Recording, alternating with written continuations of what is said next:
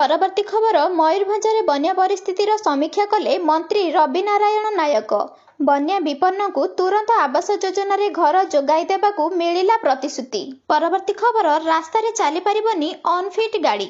15 ବର୍ଷ ହେବା ପରେ ଗାଡ଼ିର ଆର୍ସି କ୍ୟାନସଲ ହେବା ଉଚିତ। ଏମିତି ଗାଡ଼ି ଚାଲୁଥିଲେ ସିଜ୍ କରାଯିବ। ଏନେଇ ସୂଚନା ଦେଇଛନ୍ତି କେନ୍ଦ୍ର ସରକାର। ପରବର୍ତ୍ତୀ ଖବର ପ୍ରଧାନମନ୍ତ୍ରୀ ନରେନ୍ଦ୍ର ମୋଦି 2026 ବର୍ତ୍ତମାନ ସୁଦ୍ଧା 6 ମାସରେ 13ଟି ଦେଶ ଗସ୍ତ କରି ପ୍ରାୟ 74 କୋଟି ଟଙ୍କାରୁ ଅଧିକ ଟଙ୍କା ଖର୍ଚ୍ଚ କରିସାରିଛନ୍ତି। ପରବର୍ତ୍ତୀ ଖବର ଦୁଇ ରାଜ୍ୟ ମଧ୍ୟରେ ସହଯୋଗକୁ ନେଇ ଛତିଶଗଡ଼ ରାଜ୍ୟପାଳଙ୍କ ସହ ମୁଖ୍ୟମନ୍ତ୍ରୀ ମୋହନ ଚରଣ ମାଝୀ ଆଲୋଚନା କରିଥିବାର ସୂଚନା ମିଳିଛି। ପରବର୍ତ୍ତୀ ଖବର କେନ୍ଦ୍ର ସରକାର କଲେ ବଡ଼ ଘୋଷଣା। ଗରିବ ପରିବାରର ଝିଅମାନଙ୍କୁ ମିଳିବ 5,000 ଟଙ୍କାର ଏଫ୍ଡି। 18 ବର୍ଷ ପରେ ମିଳିବ ଆର୍ଥିକ ସହାୟତା। ପରବର୍ତ୍ତୀ ଖବର ରାଜ୍ୟରେ ଆଜି ପ୍ରବଳ ବର୍ଷା ନେଇ ସତର୍କତା ଜାରି। ଆସନ୍ତା 3 ଘଣ୍ଟା ମଧ୍ୟରେ ବିଜୁଳି ଘଡ଼ଘଡ଼ି ସହ ବର୍ଷା ସତର୍କତା ଜାରି କରିଛି ପାଣିପାଗ ବିଭାଗ। କେନ୍ଦୁଝର, କନ୍ଧମାଳ, ମୟୂରଭଞ୍ଜ, ବାଲେଶ୍ୱର, ଭଦ୍ରକ, ଗଜପତି, ଗଞ୍ଜାମ, କୋରାପୁଟ, ନୟାଗଡ଼, ଯାଜପୁର, କଟକ, କଳାହାଣ୍ଡି ଓ କେନ୍ଦ୍ରାପଡ଼ା ଜିଲ୍ଲାର କିଛି ସ୍ଥାନରେ ବିଜୁଳି ଘଡ଼ଘଡ଼ି ସହ ବର୍ଷା ସମ୍ଭାବନା ରହିଛି। ପରବର୍ତ୍ତୀ ଖବର ବାଲେଶ୍ୱର ଜିଲ୍ଲା ନୀଳଗିରିରେ ନିର୍ମାଣ ହେବାକୁ ଯାଉଛି 12 କୋଟି ଟଙ୍କାର ଆଧୁନିକ ମଡେଲ ବସଷ୍ଟାଣ୍ଡ। ବିଧାୟକ ସନ୍ତୋଷ ଖଟୁଆ ପ୍ରସ୍ତାବିତ ଜମି ପରିଦର୍ଶନ କରିବା ସହ ରୋଡମ୍ୟାପ୍ ପ୍ରସ୍ତୁତ କରିଛନ୍ତି। ଯାତ୍ରୀଙ୍କ ସୁବିଧା ପାଇଁ ସମସ୍ତ ଆଧୁନିକ ବ୍ୟବସ୍ଥା ଏଠାରେ ରହିଥିବାର ଖବର ମିଳିଛି। ପରବର୍ତ୍ତୀ ଖବର ଆଶାରାମ ବାପୁଙ୍କୁ ସୁପ୍ରିମକୋର୍ଟର ବଡ଼ ଝଟକା, ମିଳିଲାନି ଅନ୍ତରୀଣ ଜାମିନ। ପରବର୍ତ୍ତୀ ଖବର ଯୁକ୍ତ 2 ଇ-ଆଡମିସନ ପ୍ରକ୍ରିୟା 2026ରୁ 27 ଶିକ୍ଷାବର୍ଷ ପାଇଁ ଉଚ୍ଚ ମାଧ୍ୟମିକ ଶିକ୍ଷା ନିର୍ଦ୍ଦେଶାଳୟ ପକ୍ଷରୁ ଫେଜ୍ 1 ସ୍ପଟ ଚୟନ ପ୍ରକ୍ରିୟା ଶେଷ ହୋଇଛି।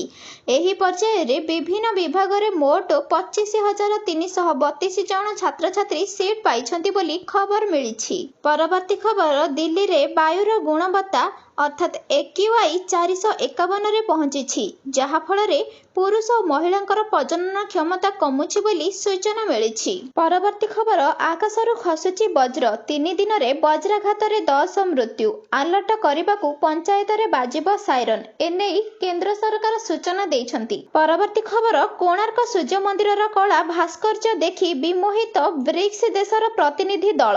ପରବର୍ତ୍ତୀ ଖବର ଓଡ଼ିଶା ପାଇବ ନୂଆ ଡିଜିପି। ଶୁକ୍ରବାର ଦିନ ବସିବ ଚୟନ କମିଟି ବୈଠକ। ପରବର୍ତ୍ତୀ ଖବର ଚୀନ ଏବଂ ରୁଷ ସହ ଯୁଦ୍ଧ ହେଲେ ଆମେରିକା କ'ଣ କରିବ? ଟ୍ରମ୍ପଙ୍କର ନୂଆ ପ୍ଲାନର ହେଲା ବଡ଼ ଖୁଲାସା। ପରବର୍ତ୍ତୀ ଖବର ଟ୍ରେନରେ ଜିନିଷ ଚୋରି ହେଲେ କ୍ଷତିପୂରଣ ଦେବେ ରେଳବାଇ। କନଜ୍ୟୁମର କୋର୍ଟଙ୍କୁ ବଡ଼ ରାୟ। ପରବର୍ତ୍ତୀ ଖବର ଗ୍ରାହକଙ୍କ ଚିନ୍ତା ବଢ଼ାଇଲା ବଜାର, ପୁଣି ବଢ଼ିଲା ସୁନା ଦର। ଦିଲ୍ଲୀରେ 24 କ୍ୟାରେଟ ସୁନା 2,870 ଟଙ୍କାକୁ ବୃଦ୍ଧି ପାଇଛି, ଯାହାଫଳରେ ପ୍ରତି 10 ଗ୍ରାମକୁ 1,49,860 ଟଙ୍କା କାରବାର କରୁଥିବାର ଦେଖିବାକୁ ମିଳିଛି। ସେହିପରି 22 କ୍ୟାରେଟ ସୁନାର ଦାମ 2,650 ଟଙ୍କା ବୃଦ୍ଧି ପାଇଛି, ଯାହାଦ୍ୱାରା 10 ଗ୍ରାମର ସୁନା ପ୍ରାୟ 1,37,400 ଟଙ୍କାର କାରବାର କରୁଛି। ପରବର୍ତ୍ତୀ ଖବର ଓଡ଼ିଶାର 4ଟି ପ୍ରସିଦ୍ଧ ସାଂସ୍କୃତିକ ପରମ୍ପରା। ମୟୂରଭଞ୍ଜର ଛଉ ନୃତ୍ୟ, ଓଡ଼ିଶୀ, ବାଲିଯାତ୍ରା ଓ ରଥଯାତ୍ରାକୁ ଭାରତର ଅମୂର୍ତ୍ତ ସାଂସ୍କୃତିକ ଐତିହ୍ୟର ଜାତିକ ତାଲିକାରେ ସାମିଲ କରାଯାଇଛି। ଏନେଇ ଗୁରୁବାର ରାଜ୍ୟସଭାରେ କେନ୍ଦ୍ର ସରକାର ସୂଚନା ଦେଇଛନ୍ତି। ପରବର୍ତ୍ତୀ ଖବର କ୍ୟାନ୍ସର ରୋଗୀଙ୍କ ପାଇଁ ବଡ଼ ଉପହାର, ମାଗଣା ଚିକିତ୍ସାରେ ଯୋଡ଼ିଲା 91ଟି ନୂଆ ପ୍ୟାକେଜ। ପରବର୍ତ୍ତୀ ଖବର ରାହୁଲ ଗାନ୍ଧୀଙ୍କ କାର୍ଯ୍ୟକ୍ରମକୁ ମିଳିଲାନି ଅନୁମତି। ହାଇକୋର୍ଟ ନିର୍ଦ୍ଦେଶ ଦର୍ଶାଇଲା ଟ୍ରଷ୍ଟର ପ୍ରତ୍ୟାହାର। ପରବର୍ତ୍ତୀ ଖବର ଅଗଷ୍ଟ 17ରୁ ବସିପାରେ ସଂସଦର ସ୍ୱତନ୍ତ୍ର ଅଧିବେଶନ, ଆସିପାରେ ବଡ଼ ବିଲ୍। ଏନେଇ ସଂସଦରୁ ସୂଚନା ମିଳିଛି। ପରବର୍ତ୍ତୀ ଖବର ରୋଷେଇ ଘରର ବଜେଟ୍ ବିଗାଡ଼ିଲା ଦର ବୃଦ୍ଧି। ପାର୍ବଣ ପୂର୍ବରୁ ଖାଉଟିଙ୍କ ଚିନ୍ତା ବଢ଼ିଲା ପନିପରିବା ଏବଂ ରାଇସିନ୍ ସାମାନର ଦରକୁ ନେଇ। ପରବର୍ତ୍ତୀ ଖବର ଆଜି ସନ୍ଧ୍ୟା 5ଟା ସୁଦ୍ଧା ଆସିବ ବନ୍ୟା କ୍ଷୟକ୍ଷତିର ରିପୋର୍ଟ।